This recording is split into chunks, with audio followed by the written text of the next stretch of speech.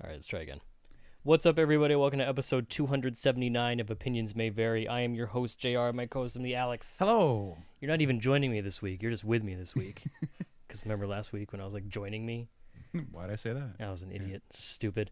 Joining us this week is actually no one. It's a Justice episode. We are, I was going to say live. God. Firing on all cylinders today. We're going to be talking about a whole bunch of stuff today. It's almost like an old school, like we're talking about stuff that's happening. Like remember when we tried to be a news thing and do topics every. Remember that? Yeah. So stupid. No one listening knew it, but it was probably obvious by the awkward pauses. There was a time when I tried to be like so, on the ball, and so like timed out, where I had like a white erase board next to me. And we were like, okay, we're only going to talk about this topic for like 18 minutes, and then I'm going to go to the next topic. So like right on the thing of like how much time we have left, and Yep. who tried trying to be organized. Back before we knew how to edit, and not saying that we know how to edit, but we have more of a knowledge. And then also like just thinking, I remember we had the stopwatch too. That's right. So we could keep time. Oh, to and be then young. we'd end up not talking about something good that we'd want to get Yeah, to. we would miss out because like we had to do like the question and. Whereas later episodes, we'll have 3 topics and then never get to 2 of them. Yeah. Because we stick to one for the entire thing. And it was, we'll get to it next week or whatever. But like we couldn't go over. You can't go over. Can't go over an hour, especially at that time because we had smaller space too. Like we were paying cheaper for Libsyn. Libsyn's been good to us. Any new listeners are getting a real dose of go back and some insight. Go back and check out the early stuff, and you'll see like there was definitely more of a strict format. If you're listening closely, you can hear it's just transitioning from this one random topic to the first episode. We talked about the Ninja Turtles movie. Remember that? Yeah. And how it was like they're not teenage nor ninja, they're just turtles or whatever. Yeah. Yep, that was a good one. And I think Walking Dead was like just starting the show, or it was like about to start. Remember when we tried to live tweet Walking Dead, and it was just you and me talking to each other? We occasionally had some. All right, I was gonna save this because. So, you know how Mike and Jerry Pan Arcade have made it so big where they can do a panel, and then people ask them questions, and Koo was there. The Q&A, yeah. And they'd be like, "Hey, you guys ever fight over stuff?" And then like they think of like what they would have arguments over. And it's like there's one I've been saving in case we ever get to that point. Right, like where people care about asking us questions. Yeah. And it was like, "Do you guys like ever argue or anything?" And I was gonna be like, "All right, so we used to try and do like this live comment about Walking Dead as it was happening." And after like the second week, Jared says to me, "How about we keep it into just one thread instead of posting a new comment each thing?" And I'm like, "Oh, that's a good idea." Because then I think back, I'm like, I think we lost followers. Which is why it was like Jared came up with like the most diplomatic way to say this to me. Like, just do it in one thread. I hate confrontation. I don't do well with it. Do it like, hey, here's the thing that might cause you to get upset, but it makes sense in I can't do it. I can't do it. So that, yeah. But so I figured if there was anything you were like disappointed in me over, that was probably it. that was so long ago. Back when I watched. First of all, that was back when I watched Walking Dead. That was back when I really was into it. Like, oh man, it's Sunday, time for Walking Dead. Let's have a viewing party. Yep. And then it lost me. But whatever. I digest. Still read the book. Love the book. Negan has brought life back to that book for me, despite the fact that like lately it has been a sad book. But I digest. That's the second time I've said that. On purpose, no less. Remember when I was like, we have a lot to get to, and now I've wasted 5 minutes just talking about nothing. Because what's happened? I mean, San Diego's happening. We're going to get to that. What are we starting with? I guess sad news first. Yeah. Like sad news, but transitioning into like other stuff. Because sadly, the legend, like the creator, George A. Romero passed away earlier this week. Was it? Yeah. Yeah. Who is? Did he create the zombie? Essentially, yeah. Right. Like there's been other versions of dead coming alive and stuff like that, and due to different reasons or whatever. But when they decide they're gonna make a horror movie, I'm like, well, we'll do dead people. And like, what's some of the worst stuff they could do? I know, eat other people. Right. And like, that's their decision of like, here's what we'll use to scare everyone. And that's where they, you know, that's where they started, you know, and it just launched into this huge career and like this just series, this legacy of movies and other properties and just so much that went on. Even The Walking Dead. Yep. Yep. Which arguably is, I mean, next to Game of Thrones, probably one of the biggest TV shows on the planet. Yeah. Especially because Walking Dead, you just need cable, whereas with Game of Thrones, you got to sub to HBO and whatever. But yeah, shows like that. Even one could argue, even Game of because there's the whole White Walker things. They're not necessarily zombies. I don't know. Whatever. Yeah, George A. Romero passed away, leaving an enormous legacy. That we owe a lot to, or no, we don't owe. Yeah, I don't know the right saying. We enjoy a lot of zombie things. This is why we don't often do dedication. Yeah, we're really bad at it, but it's like so much of, especially how even Alex and I came to be friends, just over like scaring people and things like that. Loving that kind of culture. I hate scaring people because I'm bad at it, but I love the. You know, we really started like playing Nazi zombies and all that stuff with Call of Duty. Like, again, just getting into the zombie genre, you know, can be owed to George A. Romero and his creations. So it sucks is how I put it, I guess. Yeah, we're bad at this. But there's a really important note I wanted to get to. Yes. Which should be, I call it like a, what was my term for it? I had it the other day. Like a note of warning when you're creating something, and you know you always hope for it to get big, but you want to take steps to protect it as well. Right. And it's unfortunate because a lot of people don't know about it. But it's the fact that the original movie Night of the Living Dead, the 1968, has its own legacy behind it, and they just really wanted to make this movie, and they didn't ever get a copyright on it. They didn't go through the legal means to make it theirs for their name to be attached.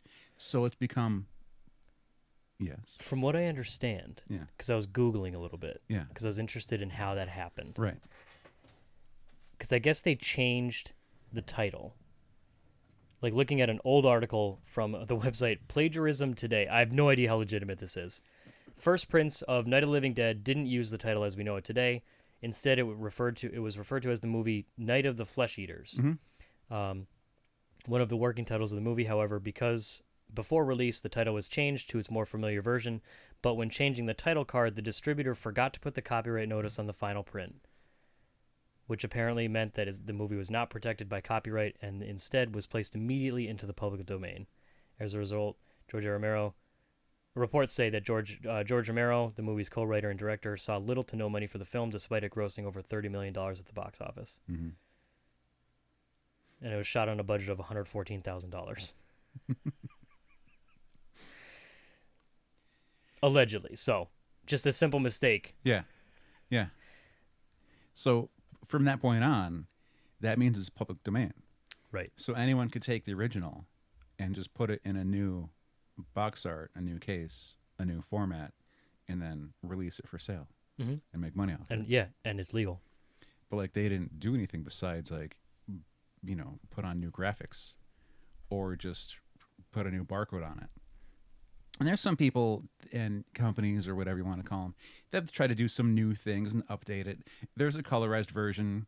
There's ones with new scenes in them where like someone will film a new scene and try and like make their original zombie that you see in the graveyard look like he has an origin story. And like they can splice those into the film and then sell it for money, even though they didn't make the rest of it. I've seen 20th anniversary editions, 30th anniversary editions, and I'm like, I'm really sure that none of those go back to the original makers. You'd like to think they would. Like, part of me, like, because I guess I'm being optimistic about it, because like it could be, you know, because it's public domain, people could use it and like maybe get their start. learn how to edit. Like, oh, I shot my own scene for this that I wanted, and I spliced it in with Night of the Living Dead, blah blah blah. And like that got me started into film, blah blah blah. And I, of course, I took all the proceeds and gave it to the estate of George A. Romero. I'd like to think that's what would happen, Right. but who knows how many people just kind of did what they would with it, and then was just like, hey, check out my movie, Night of the Living Dead. This is my interpretation. Pay me money for it because it's legal. And the title can say George Romero's Night of the Living Dead, but Yeah, use someone else's name. But they're not going to specify that like they've modified it, that they've changed it, that they can redub it. I've seen like a riff tracks version, which like they're one of the original riff tracks. Have we talked about this? Have we? No, I want to make sure I get it right. We're diving in. I'm sorry. I should have had this. Is riff track, like when you say riff tracks, is that like Mystery Science? Yeah. Okay. So like the Mystery Science was doing a thing, and they couldn't be Mystery Science anymore. And so they started doing riff tracks instead because it was cheaper and there wasn't all in production. And it was basically just like the dub over the movie. Right.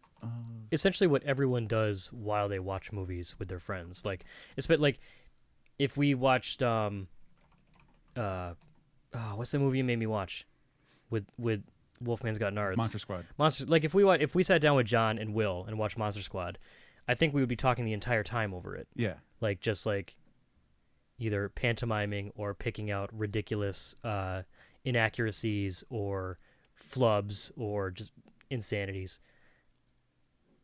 Everyone does it, which is why things like MST3K and something like riff track would gain so much popularity, because everyone does it. Everyone does that with their friends. Let's rip on this thing because it's funny, and we'll pick out all the stupid stuff, but deep down we actually love it. It's like our favorite thing. So I get it. I'm not going to find it. Oh, damn it. I know. I'm a terrible everything. I'll get to it in a second. But one of my comparisons was like, could you imagine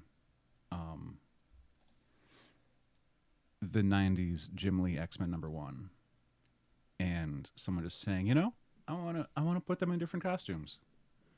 So what I'm going to do is I'm going to like put all like variant costumes, like Wolverine's wearing a different costume and Cyclops is wearing like his astonishing version. Cyclops is wearing Wolverine's costume. I'm just going to draw all these things and then resell it. I'm going to print up another 60,000 copies and just, ship them through Diamond and get them sold. And like that's what has been happening to Night of the Living Dead for the past 30 years. It's insane. Right. It's ridiculous. Especially with the name attached to it, It's one thing if it's like a smaller film that somehow, and I guess that's actually kind of a shitty thing to say, but still something with such a legacy behind it, because there's all the remakes, there's all the homages and the like in the series, I guess, because like wasn't he did Dawn of the Dead too, right? Mm-hmm. And then there was the Snyder remake, and then there was like all the subsequent movies after that, like the one with John Leguizamo. Yeah. Was that Land of the Dead? Yep. Where like there was like Diary of the Dead or Journal of the Dead. Yeah. Like the zombies were using guns and had feelings. They just wanted to be like left alone. Okay, we're getting a little far off there. Maybe let's just go back to eating people and surviving, and like watching the human as we know just decay, both metaphorically and literally. I don't need to have my zombies to have feelings or to shoot people. They just want to eat.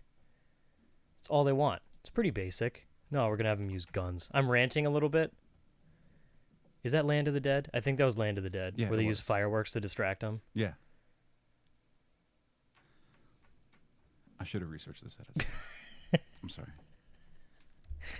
I'm going to, once I find it, it's because it's on YouTube. I'm going to post the YouTube link. Right. And I encourage everyone to watch this because it's also one of the earliest examples of like a Mystery Science Theater where someone just redubs the whole thing, but it's hilarious. It used to be really tough to find because it was only on VHS before YouTube was a thing. Right. Like you could rent it at a few places, but it was really tough to find. You could only like pass it down to friends. But it has like a bunch of those in the title. dawn, Right. night of the dawn of the day of the bride of the chainsaw. I don't know. It's crazy. But could you imagine just reprinting X-Men #1 because you colored over the colors differently and then making money off of it? No. And being like, well, I respect Jim Lee so much. It's the 30th anniversary edition, stuff like that. And it's just, Does the world need that? it's a bunch of ripoff artists. At least when George Lucas redoes Star Wars, he's redoing his own thing. Yeah. Yeah, I guess. But like if you go to Amazon and type in Night of the Living Dead and you can buy 10 DVDs off that, none of the money is going to go back to George Romero's estate, or, or however it's or set any up. of the original creators, because they're all just using the public domain to make their own version. They do different box art. They'll say, they change a couple things, or this one has there's a special interview included. They, it's not even their interview. Right. But you changed it. Yeah. It's my thing. I did it. It's public. I did find out public domain's a neat thing, because oftentimes when you see someone watching TV, they would have to get rights to show what's on the TV. It's like it's someone's watching in the background. Now they could put on Night of the Living Dead. Right. So they're watching something. And like you could search online on the internet.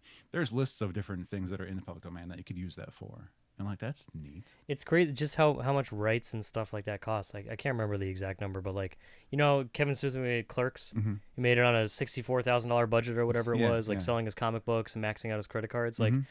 I can't remember the number, but like an exorbitant like fraction of that budget was just devoted to music rights and getting the rights to play the music that's in the film. Mhm.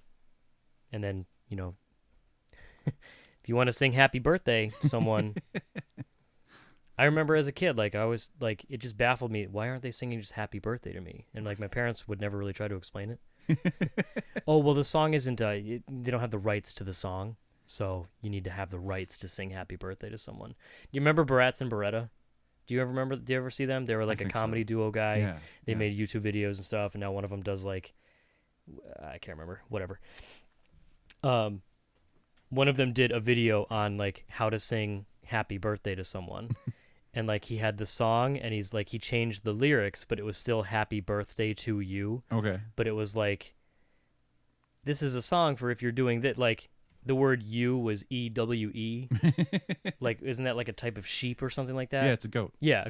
Like, and it was all stuff like that. It's like, so you're singing Happy Birthday to You, but you're actually saying different words. Uh-huh. But it was like, it was a totally legal way of doing it, apparently, back in the day. I'll have to find that on YouTube. Again, a lot of YouTube stuff for you to go look at while you're listening to a podcast. But, yeah, public domain. And it's stuff like that I never would have known. Mm. Did you say Will told you about that? Yeah. Frequent guest, part-time co-host for us. Will's been on a bunch of times. And, like, he's usually one of our horror movie experts. Yep. And he explained the whole thing to me. Because I think at one time he had more than one version. And he showed me, like, here's one where they filmed new scenes of their own and just put it into the movie. God, that must be jarring. Just, it was. They had, like, a priest who looked more like a satanic priest than like, a regular priest. And, like, there was a bad... He's probably loving it then. And there was a bad mask on the corpse to try... And he didn't even look like the one from the movie. Not even close. And, like, they were trying to still act like it was the same era in time. And it was bad. It was bad. It wasn't genuine. But it's also, it gives people a medium or like a platform. Yeah, but you shouldn't charge for that. Yeah. But like here's my student film. Give me $10. If you might not have the means to produce an entire film, maybe you just have the one scene. No. You know what you do? You write your one scene, and you film that yourself, and you release it as a short. Literally, as I was saying it, I was like, "You work hard on it. This is bullshit." Like our friends, spewing. like our friends Bob and Jared, Skullneck Pictures and Dead Henchman Productions. You do the work that you could put your name on and be proud of because it's your own thing. Mm-hmm. If you're gonna make a short, then you make a short. If you have an idea for feature length, you put it under your pillow and you work on it. And you prime it and you raise the funds. You get there. KT Baldessaro, you know, she wanted Girl in the Basement. So she worked on it and thought about it and, you know, spent years getting ready for it. And then she makes the short. And so, I didn't mean to attack you. I'm sorry. No, because you were right. Because I'm sitting here and trying to come up with a way to be like, to coddle this and just make it seem, oh, well, people can get their start. But, I mean, ultimately, like you said, if you want to take the Jamie Noguchi system with it, Mm-hmm. If you want to do a thing, do the thing. Stephen King Yes. releases his rights for his short stories for $1, so that film students, if they want to make a production of his work, it only costs them $1. Like, he does that on purpose. It's like, yeah, there's things out there that have that purpose. If you want to make it, a branch off of property X, then there's some outlets to do that. But like, this wasn't one of them. Right. A lot of people don't know that Shawshank Redemption was based off a Stephen King short story Mm-hmm. called Rita Hayworth in the Shawshank Redemption. Yep. I don't know. But apparently they cut out the title. They cut out Rita Hayworth because I don't think they wanted it. They wanted people to think that it was going to be like a movie about Rita Hayworth. Like, no, this is actually about like violent prison rape and and vindication. And tax evasion. God damn it. Got me. But yeah. So there's our note on that. We'll have some better information in the description of the episode. Yeah. Some links. I'll make sure Alex tosses me some links. Moving on. Yeah. So right now, this is just like an old episode. Okay, now we are at 21 Time's minutes. up. Yep, time's up. Let's go to the next thing. R.I.P. George A. Romero. R.I.P. Chester Bennington. My childhood hero. I was a big fan of Linkin Park back when I was specifically in 8th grade.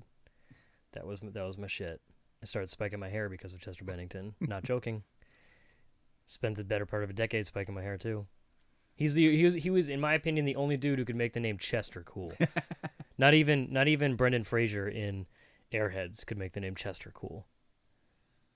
Because he had to go by Chaz. Oh. And it was revealed at the end that his name was Chester. That's right. Which I think Chester's a rad name, but whatever. Anyways, so right now, literally right now, possibly then, if you're listening to us later, San Diego's happening. We are not there because San Diego's on the other side of the country and money and expenses. But San Diego's happening right now. We've been following along, to all the blogs. We literally watched the brand new Justice League trailer just before starting this. I am very upset with how much I enjoyed it. The way I worded it to Colin was that it had me hopeful, and with these movies, hope is a very dangerous thing. Because I've been hopeful for all of them, and so far one of them has not let me down. So, San Diego, it's the big one. It's the big one. So some people would say what you've just described is the problem with San Diego. Right. Because a movie trailer. Oh my God, that trailer. No, it's a comic convention. It should be about comics. That's why it's a convention. It's not a movie convention. It's not a trailer release convention. It's like, well, that's what it's gotten to.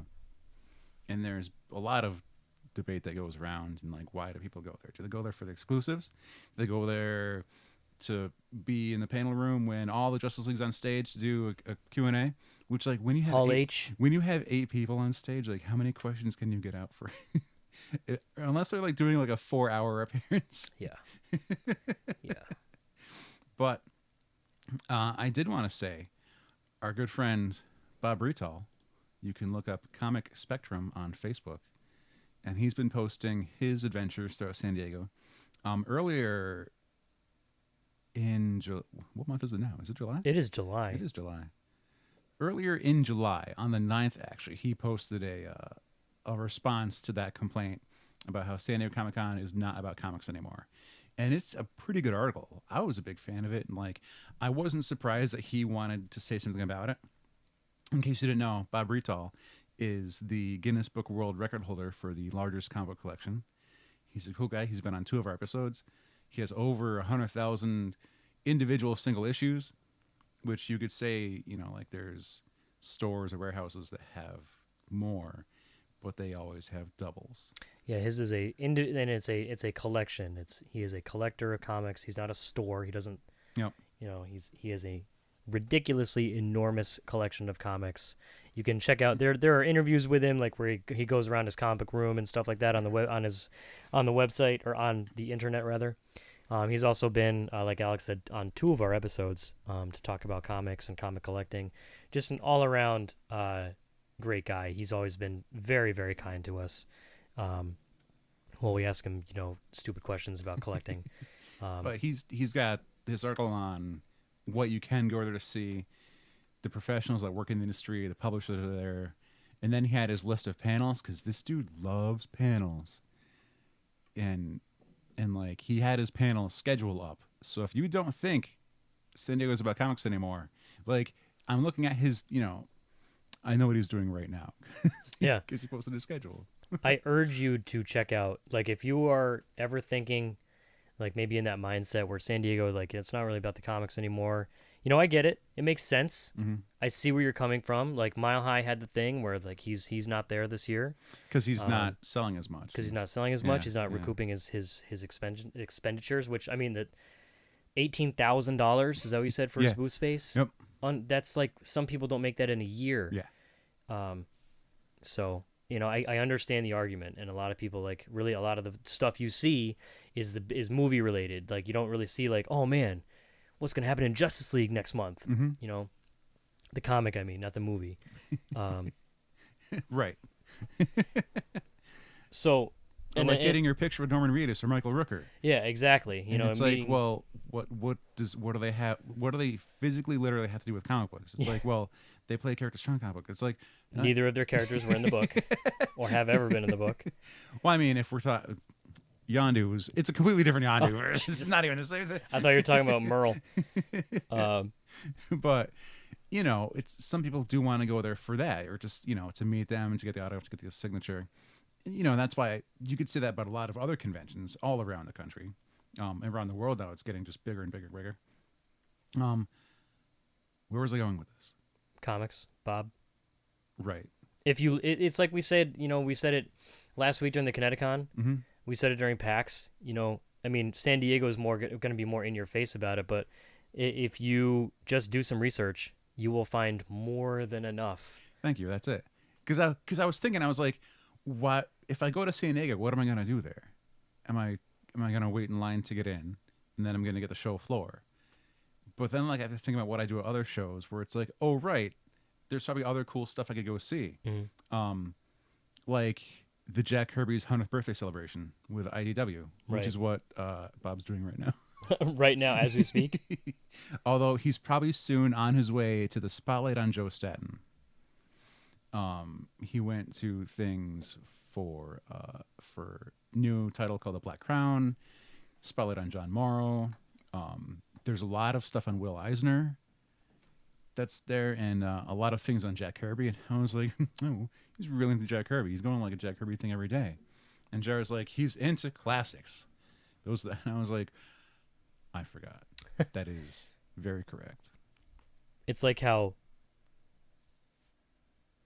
I'm big into, like a lot of the current books. Mm-hmm. Big Ivan Rice fan. Mm-hmm. So, like, I imagine 30 years from now, if there's like a spotlight, like, I wouldn't mind going to see that. Yeah. I remember, like, man, that's when I first got into comics. He was the biggest name. Mm-hmm. Mm-hmm. So I imagine for someone like Bob, who when he first got into comics, I imagine Kirby was like the name. Right. Like the dude is like a legend. A legend. There's no other way. Like, he is. That is it. But, and it's, if you go to the Facebook page, he's posting pictures from the panels and like a brief little write up and stuff, and it's all pretty neat, and it definitely makes sense. It's like, no, I get it. It's pretty cool. There later today, there's a thing about comics in the 70s. What do you think comics in the 70s were like? I'm not sure. I have no idea. I don't think I've ever read a comic from the 70s. I've seen plenty from the batches that I buy, but I don't know if I purposely read them or if I just think I can make money off them somehow. I literally have maybe read a handful of comics from the 80s. I don't have very old books. Mm-hmm. I think the oldest book that I own is, when was Secret Wars 8 or whatever it was, the first black I'm not Spider-Man? Sure. Was that like 80 something? I think it had to be. And that's nothing compared to some like other books. And even then, like, I can't even think. I finally finished my Amazing Spider-Man omnibus with David and Todd McFarlane. And even that was late 80s, early 90s. Mm-hmm. Oh, right. Yeah. Yeah. That was like Venom and Amazing Spider-Man 300 and all that stuff. Like, even that. And even that seems so dated when you read it. And that's back when Spider-Man's eyes could move. Yeah. Time to recap the previous issue and this issue. Uh, Oh man, MJ and I gotta afford this apartment that we've been trying to buy for 12 issues now. That was 84. Secret Wars number 8. Yep. It was 1984. I think that's probably the of the earliest? books that I own. I think that's the earliest book that I've read, or like the oldest rather. Mm-hmm. I haven't read a lot of old stuff. Mm-hmm. It's hard for me. Like I had to. This is my like nerd confession. I had to skip through a lot of Crisis on Infinite Earths. I got really bored in that book. Yep. I was like, there's so much reading in old comics. There was a lot of like figuring out what to do. Yep. Yeah. I feel like nowadays they have like easier solutions to things. Like Tony Stark or Reed Richards just like already knows what to do and they just go do it. Yep. Cap, I needed to go fight the Nazi robot and I'll go save everything. Oh, comics. One thing that Bob did get to go to last night was the Eisners ceremony, which is something that I look forward to every year. I dig the Eisners. I know a lot of people are just kind of like, meh, whatever. It's corrupt. It services like all just the popular names, whatever. It's weird. I've never looked into like, the dark side, the backside of what people think of the Eisners. Right. I haven't really either, but I may have seen like one tweet on it, so I just assume that everyone feels that way. For the one person that says something, there's 10 that don't say anything. On a personal level, the fact that sometimes when I see the nominations, I'm like, really? Cause like one of my favorite, I'm a big fan of Greg Capullo. Mm.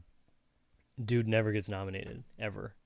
I don't know if he ever has been nominated, but I don't think he's ever won. Yeah, just doing a quick search like on Wikipedia because I have all like the past Eisners up here. Mm-hmm.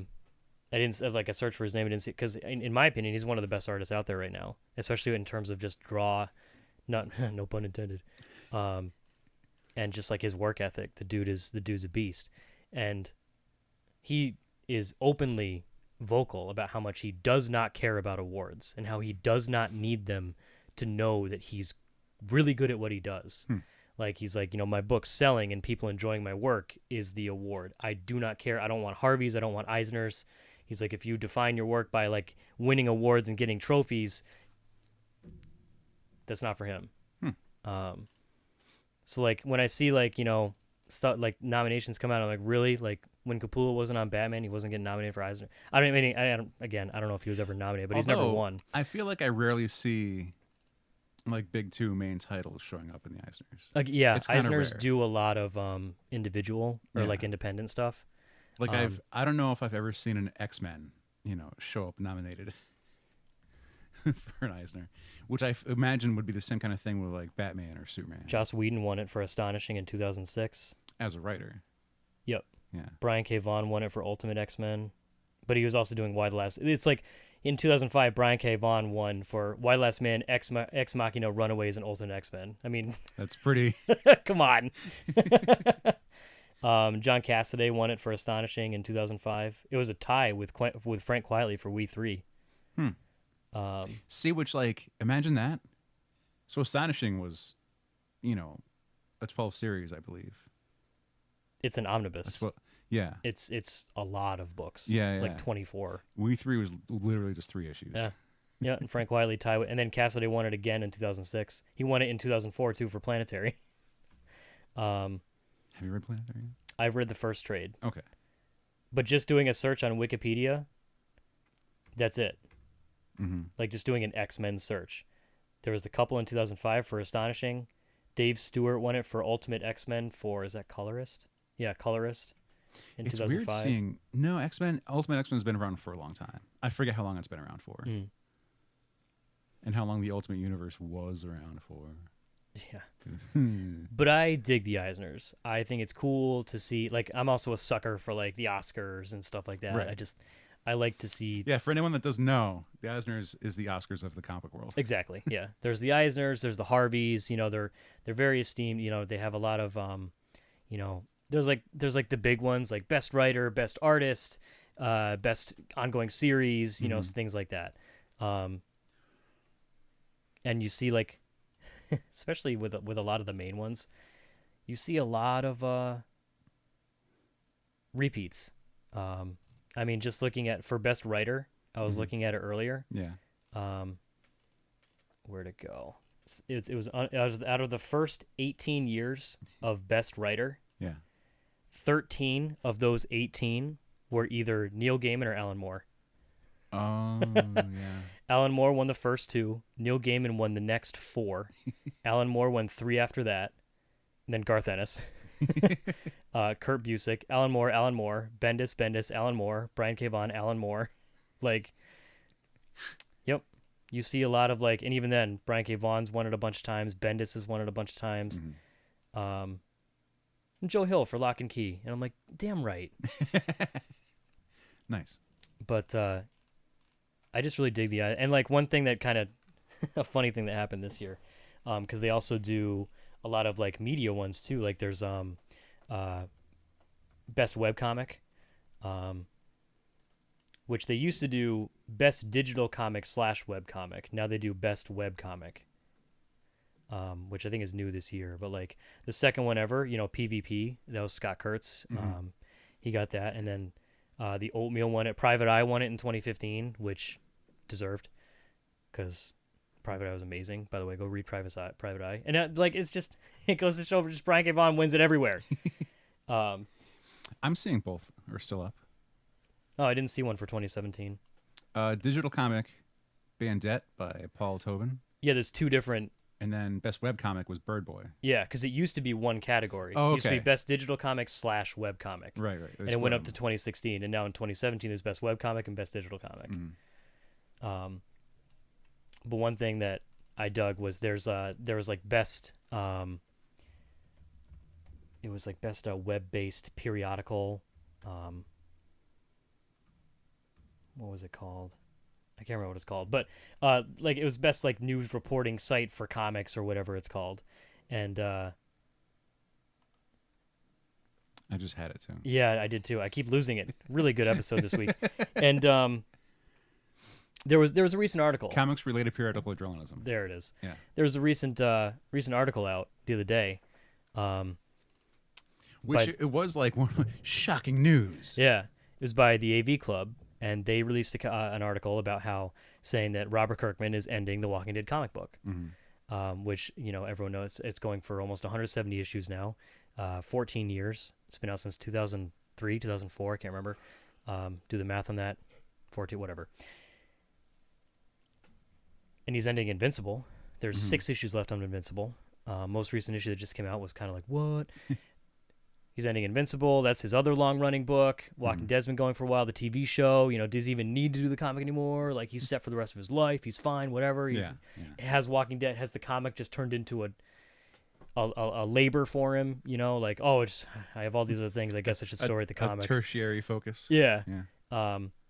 And AV Club put out an article about how, Kirkman spoke about how he knows exactly how it's going to end and blah, blah, blah. And Kirkman called him out for it, tweeting specifically. It's a pinned tweet. So, whenever you go to search for it, it's the first. I am not ending the Walking Dead comic. I'm not ending the Walking Dead comic. I simply said I know how it ends. Don't fall for clickbait articles. # shame on you, AV Club.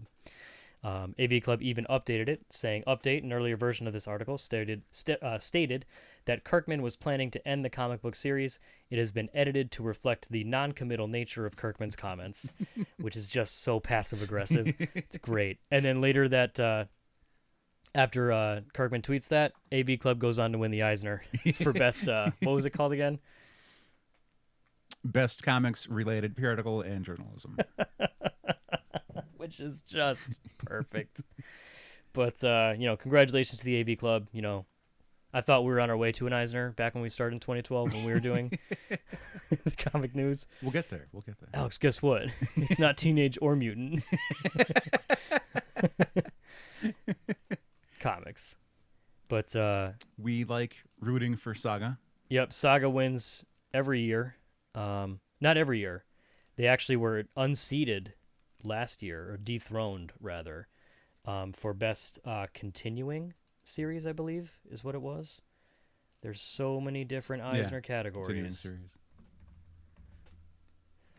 Yeah, so best continuing series, Saga won it from 2013 to 2015. Southern Bastards took it last year, then Saga took it back this year. Fiona Staples has won best cover artist and best interior art countless times. Brian K. Vaughan has won so many just for his writing, and it's hard to even argue it. Like his work is just great, and a lot of people are like, well, maybe leave room for other. Well, yeah, awards. Am I right? I just realized. I want my favorite things to get awards. Oh yeah, I would see Cliff Chang sketching pages for Paper Girls, and I was like, oh, it's nice. He's doing a little outside something, little small time. Oh right, Brian K. Vaughan's writing it. Yeah, Paper Girls won best new series last year, and they won. God, what else did he win this year? I feel like they won. This year they won. Oh, Brian K. Vaughan won Best Writer for Paper Girls Saga and We Stand on Guard. And then Cliff Chang won for Best Artist. Last year? Yes. Fiona won it in 2015. Cliff Chang won it in 2016. Fiona won it again this year. Makes me feel better about having 2 pages of Cliff Chang original art in my home. Are they right next to you? No. One of them's here. Yeah, yep. The other one's out in the portfolio. Right. That I just got like a couple months ago. But yeah. And another like note of pride is someone that like we saw at past Jeff Mock events, has I think both Wicked Fair and Steampunk World's Fair years ago. Yeah, can we discuss this and how rad it is? And I gotta credit Joe too, because he was the one who introduced me to her. Yeah. But we've talked about her a lot in the past. We haven't said her name yet. We're not going to. We're just gonna leave it. But yeah, I remember seeing her she was at least at World's Fair, and I think she was at Wicked Fair when we went like Super Art Fight and all them. At Wicked Necro Comic Con. Yeah. But that was when we ultimately met Erica Henderson. And I remember initially at Boston, the second year we were tabling. Yeah. Joe had come back with a sketch of Knives Chow getting the blue punched out of her hair. And I was like, holy shit, that's amazing. Where did you get that? And Joe brought me over, and I commissioned 2 things. I commissioned a Rolf for my wife from the Muppets, because my wife is a huge fan of the Muppets, specifically Rolf. And I asked her, I was on the same kick that Joe was on with Scott Pilgrim. And I was like, can you draw me Lucas Lee? Because Lucas Lee is fucking awesome. And she was like, yeah, sure. And like, I remember looking through her prints, and I was like, some of these make me uncomfortable. And I like, it's uncomfortable in a good way. Because like, you wouldn't really see a lot of those prints at a convention. Oh, yeah? Remember like how there's like, essentially like the sexy dudes. Oh, yeah, like, and because most people like. Last year I bought a sticker of Sexy Craven from her. Yeah, exactly. And it's great. But it's one of those like stories where it's like, I really dig this person. And that same person has since had their stock explode. They've been on some huge books, Squirrel Girl being one of them, Jughead, and so on. And then last night she took home 2 Eisners, which, and from what I understand, I was reading like a blog of like the Eisners, like someone just like doing like bullet points, like what was happening at the Eisners. Okay. So I was like, oh, Erica Henderson takes home blah blah, and says a very moving speech about her father, C.J. Henderson, who passed away a couple years ago. I remember we talked about it at our Kineticon review. Oh, right, because he was supposed to be, Yeah, and like a lot of people were signing the table, Or what autograph? What am I saying? People were like, signing their their condolences and respect. Yeah, exactly. It's a very cool thing, because she came up with her father in the industry, and then she was in the industry herself. And so before you ever came with me to one of these shows, and I would see C.J. Henderson's table because he'd be vending at Jeff Mock events as well, and he had a bunch of books. He was a writer, ton of novels, all kinds of novels, and a lot of horror stuff. He was someone I believe Brett explained to me who was like allowed to take up some of the H.P. Lovecraft Cthulhu properties. And like not many people were like allowed to do that. He was one of them. And so he had like, some sway behind him. And I was looking at one of his books. It was like a Baby's First Mythos. Right. And it was like a Cthulhu ABC book.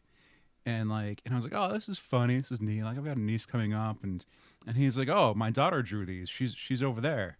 And like, she had like a much smaller table kind of around the corner and some sketches, and I was like, oh, that's cute. He's helping his daughter get a start. That's nice. And like in my head, what I was thinking back then, of like, oh, he was really, throwing the daughter a bone, letting her get her foot in the door. That's nice. You'll do my children's book. And I think like that was had to be less than 6 years ago. And now she was just on stage accepting. Now she's Eisner. double fisting Eisners, like just like, what up? Get at me.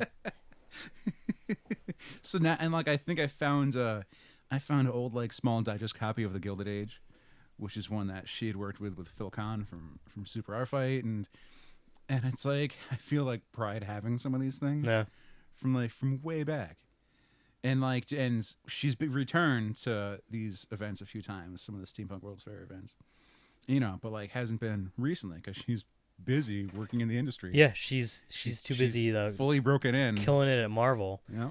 It's one of those things where you're really happy that someone you look up to is doing well and other people recognize. Like it's also kind of a self-fulfilling thing. Like they saw that I saw.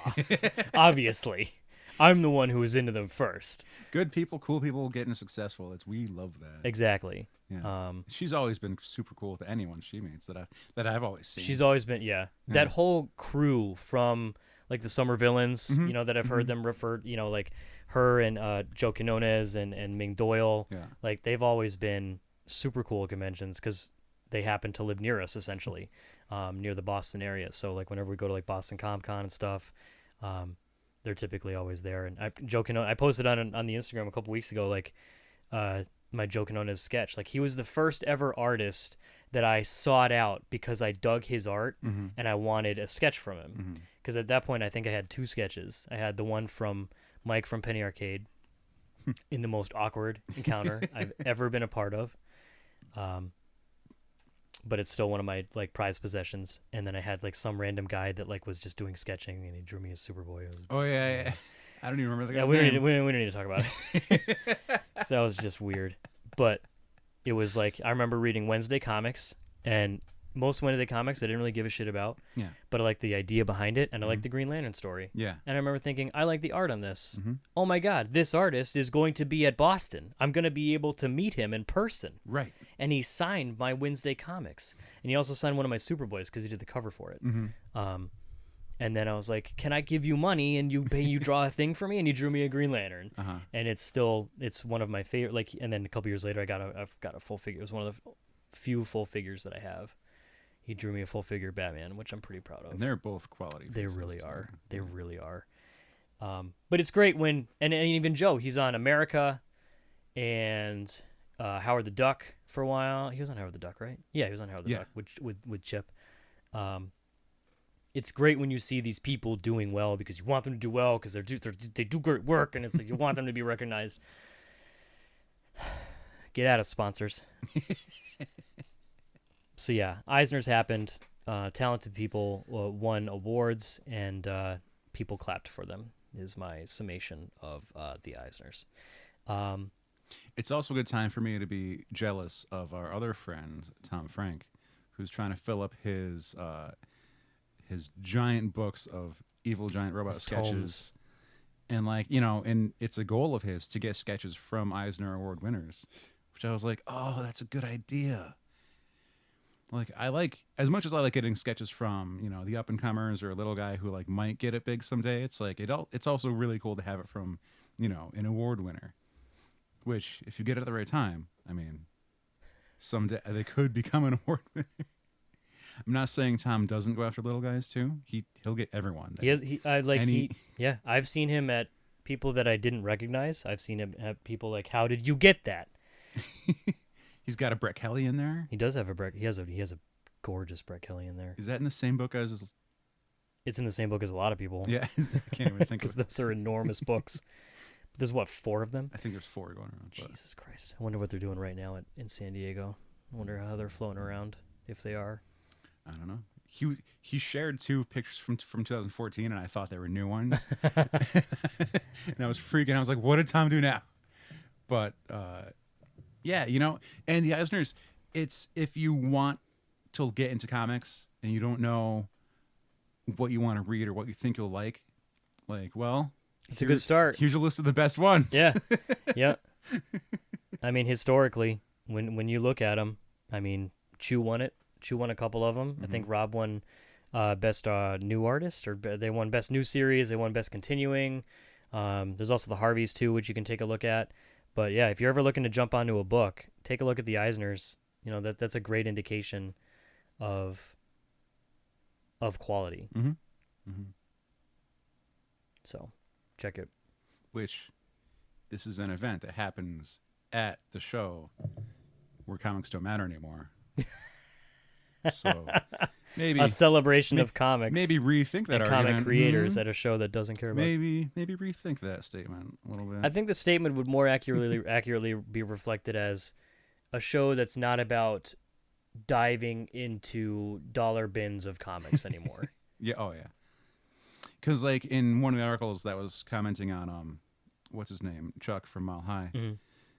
And they were like, "Oh, you're gonna bring all your back issues. You're gonna bring boxes of back issues, because I'm sure someone goes to San Diego to try and find Nova number 6 from the last 2000s run that came out last year." By the way, if you're looking for Nova number 6, I'm pretty sure I have that. Ed McGuinness and Dexter Vines on the art with Jeff Loeb, I think, writing it. I was reading that, and then all 3 of them left, and I was like, I don't care anymore. Dexter. Yo, seriously though, that dude's... do you think Dexter Vines is the best inker in the business right now? He's probably one of my favorites. Him and Jonathan I'm not ready for this question. Right? Springing it on you. I could watch videos of inkers all day. I love watching. And Jonathan Glapian? I'm probably pronouncing that wrong. He does a lot of, he inks a lot for Greg Pulo. Mm-hmm. He started off in the Batman book, but then left. It was kind of a weird thing. But anyways, he posts a lot of videos of like inking and stuff, mm-hmm. and it's hypnotizing. I love it. Even the short clips that people do on Instagram, love it. Who did I show you? Now I have to look him up. Yeah, you were just showing it to me, right? Kim Really good stuff this week. Kim Jong-gi. That's what it was. Kim Jong-gi. On Instagram, just one pen, and like what these materials are able to do nowadays, it just blows my mind. Because like you're watching, because I love it when artists post as they work, because some artists are like inking over other art, and so every line has to be fine, but they're just such confidence in their swoops, and like they know when to fade out and end, and like watching Kim Jong-gi doing this one, like using the same thing, it's like doing fine line, then like just mashing this marker, this paintbrush, whatever it is, just barf ink. Just wicked thick lines, just like making a puddle, but completely intended. And then and then let's go. Doesn't do anything to the marker, this pit tip at all, and then just goes back into fine lines again. Yep. And so like, this thing's magic. How is it doing that? But like, you know, if you like art and you like watching art happen, you can find examples of these on Instagram, and some put, you know, stuff on YouTube. Some are instructionals, but I love just watching these guys. Even Doug Paskevich, mm-hmm. he has a good video on like just showing like inking techniques, because Doug is a very traditional. Yeah. Like he's all about traditional art. You know, inking with a brush and not, you know, microns or whatever they are. I liked his like explanation of anatomy, mm-hmm. of like what your arm's designed of how the to hand do. Moves, like, you know. Yeah. Yep. It's just I go back and watch that video like once every 6 months, just because, and also to see him responding to people in the comments. Oh, yeah. Because, you know, of course people have to say like, you know, you should never limit artists. They can use whatever tools they want. And he's like, yeah, you can. I'm just saying that my tools are better. I love it when he goes off and he's like, He's like, who needs these fancy calculators? We went to the moon with a slide rule, okay? It's that big fact, my TI-83 Plus, of course, Yeah. has more computing power than the Apollo missions, Right. Yeah. which is insane. Mm. But yeah, let's continue ruining the Earth. It's great. So you're gonna open your blind box? I still haven't decided. I don't know. It might come down to a coin flip. So we got a couple minutes. Okay. Image Comics. I just hit my glass. Jesus. Image Comics released a limited thing, a blind box, celebrating their 25-year anniversary. Because they started in 1992, so there's only 1,992 of these boxes. They're sealed. I asked our local comic shop for them, like when I first heard about it, which was months ago.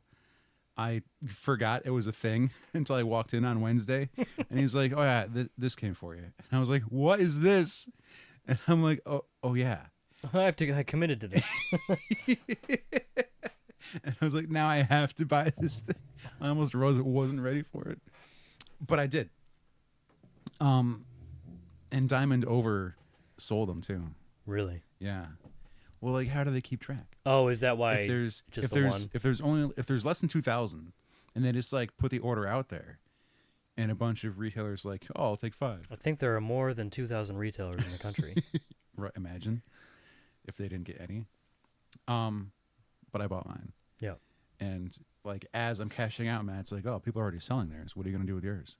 I'm like, I don't know. Huh? He's like, "Well, some are selling for over $300." And I was like, "Oh, but it's supposed to have like limited edition comics inside of it." Mm-hmm. So now that I have it, I was looking up some of the stats, and there's 17 different issues inside it, and they're all a variant cover. There's 17 issues. There's 17 books. Yeah. There's not 17 necessarily 17 different ones inside. Let's say titles. There's 17 titles. It holds 25 books. Right. And even each book is polybagged, so you don't know what the book is. So you have to break the seal in the box first, open up the box, and then there's 25 comics. You gotta break the saran wrap. Yeah. Then you gotta break the seal on the box. Yep. Then you gotta open each bag individually. Yep. So it's not like you can just peek inside and be like, "Oh, I got the good one." Put it in an X-ray machine. the one goes. Feel around. But honestly, it kind of is a matter of like there's one good one. There is a statement of the rarity of each book in there, or not like each title, but there's 6 variants to each title. So there's a regular cover, there's a black and white cover, there's a sketch cover, there's like a branded cover, there's a black and white branded cover, and it just goes on. And I haven't decided.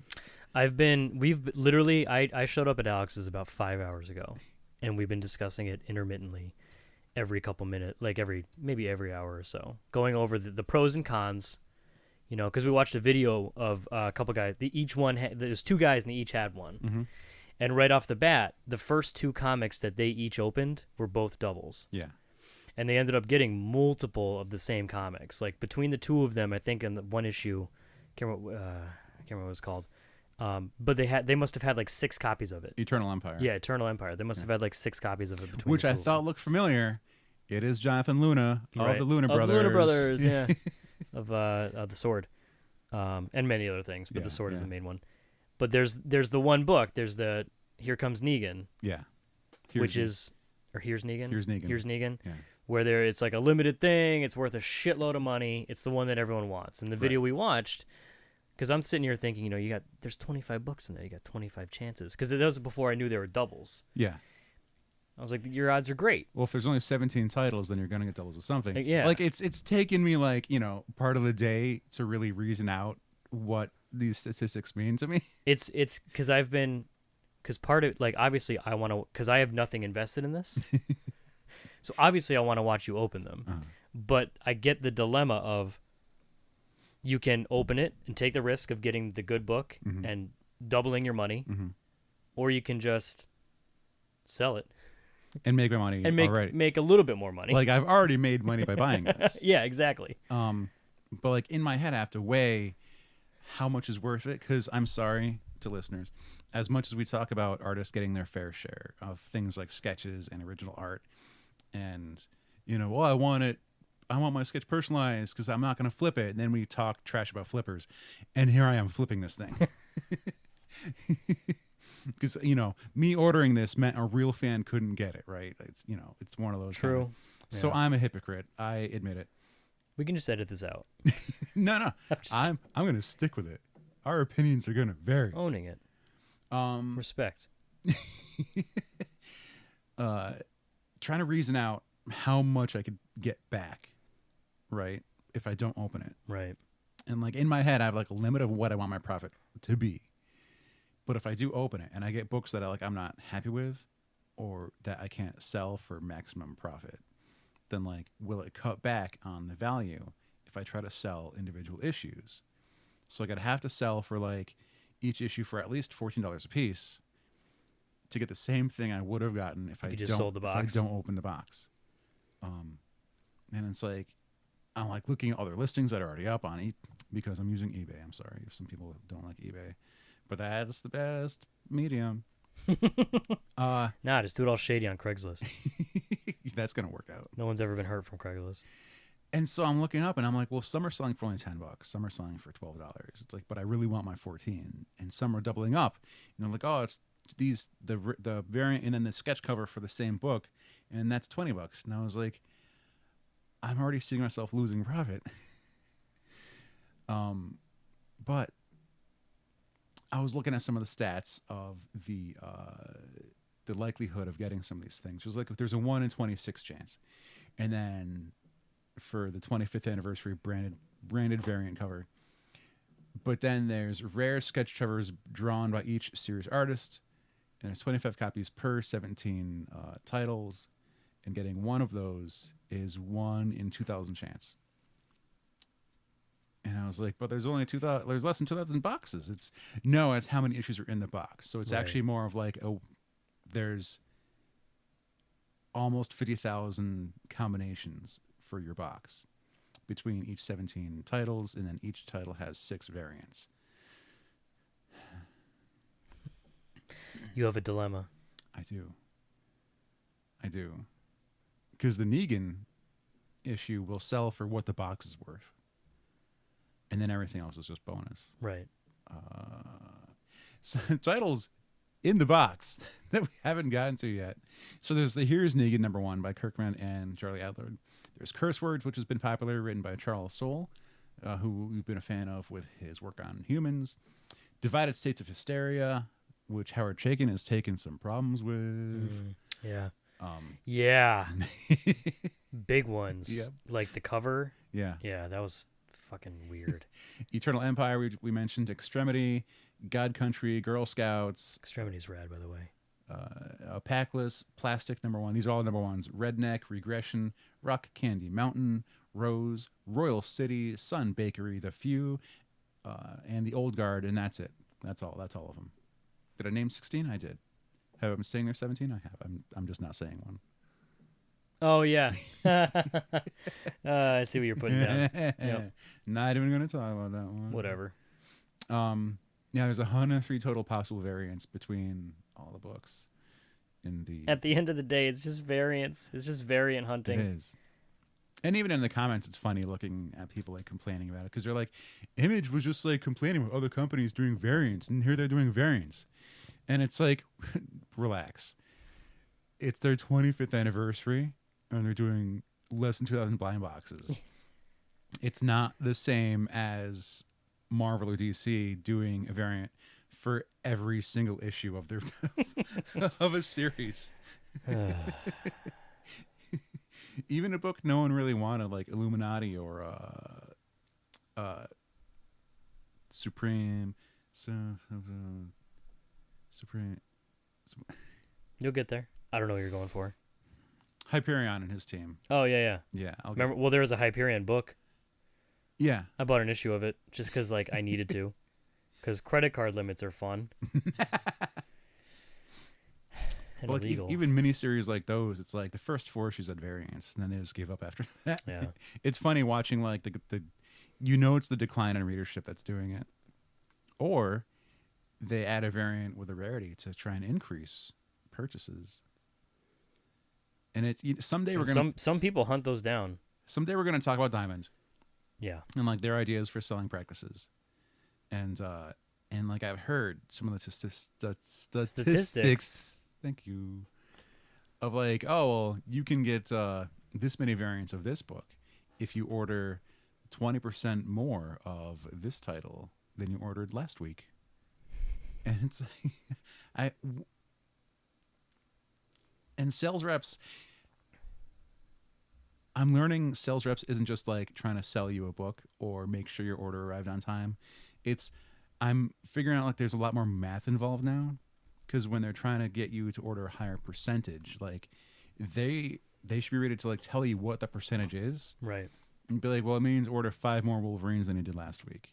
It's like, but it's Wolverine issue number 4. You know, people want the number 1. Yeah. So I'm going to order more number 4s than number 1s. It's like, well, then you're not going to get your Ant-Man variant. It's like, why does Ant-Man depend on my Wolverine order? Well, think about it. You're going to make up the expenses you might lose on unsold copies of Wolverine number 4 with your Ant-Man variant. So just get it and you'll break even. You'll be fine. Instead, just order what your customers want. But then you get the people who come in. Hey, did you get the Punisher variant? A lot of people were looking for that Punisher variant. Punisher variant. Everyone wanted that Punisher variant. There's been one time where I've gone into a shop looking for a variant. And it was Ryan Otley did a Amazing Spider-Man variant. And I remember we just happened to be at That's Entertainment, and I was like, oh, I wonder if they got it. Mm-hmm. He said, do you have it? No, we have variant people who buy like every week. Okay, cool, whatever. And then I bought it at the Gavel comic auction thing for like $12, way overpriced. But then I had Otley sign it. Right. And like that's like the one time I've ever hunted down a variant. Mm-hmm. You know, I bought a bunch of the Walking Dead 100 variants just because I was a sucker. But like overall, I don't know. I don't need a variant. It's cool if you get the one that you want. If it's just like, oh hey, there's 2 covers for this. Yeah. It is what it is. But like, oh, this is the 1 in 25. This is a friend of mine has like the 1 in 500 Jim Lee variant for Before Watchmen. A friend of ours has one of those. Yeah. Mm-hmm. Of which means you had to order 500 copies. Then there's all the To get the Spider-Man one. ones Yeah. from Amazing Spider-Man 700. Was that what it was? Remember all the variants for that one? Yeah. That was ridiculous. There was like the Steve Ditko variant that went for insane money. But I digest. 3. That's 3, yeah. Starting and ending with it. Do you think Alex should open up his blind box? It's a gamble. The decision will probably be made before you have a chance to Way respond. before you We'll see what happens. Either way, it is sufficiently warm in here. We've been going for about an hour. Those are criteria that tells me it's time to end. When it gets warm. Yep. We played Bears versus Babies. I wouldn't mind talking about that sometime soon. Maybe we'll post a video on it. Who knows? But yeah, that was fun. Hopefully this episode worked. 5 years in, we're doing some experimentation with audio here, so hopefully it sounds better. Maybe on your ears with a lot less hiss. Was that your belly? Was that your belly just then? Uh, We also turned off our background fans and AC today. So That too. Yeah. We're sacrificing our heat, comfort. our comfort. There it is, just for you. Next week, we got a really neat treat planned. It'd be a lot less rambling aimlessly about nothing. Well, at least from us. I don't know about at least from us, but it'll I'm be sure more. our It'll be guests more will. entertaining rambling, if anything. Yeah. So be sure to tune in. It's going to be a lot of fun. I hope everyone's enjoying all the news coming out of San Diego. Go check out the Justice League trailer because I watched it. We don't need to talk about it anymore, but I don't want to go on a rant. Do you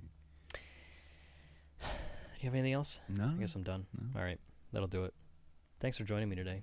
You're welcome. It was a lot of fun. It was a true pleasure. Yeah, it was. Yeah. You are. Yeah. Let's go No. open up some comics. All right, that's going to do it. Until next week, I am JR. I'm Alex. And this has been episode 279, almost at 280, almost at 300 Mhm. of Opinions May Vary.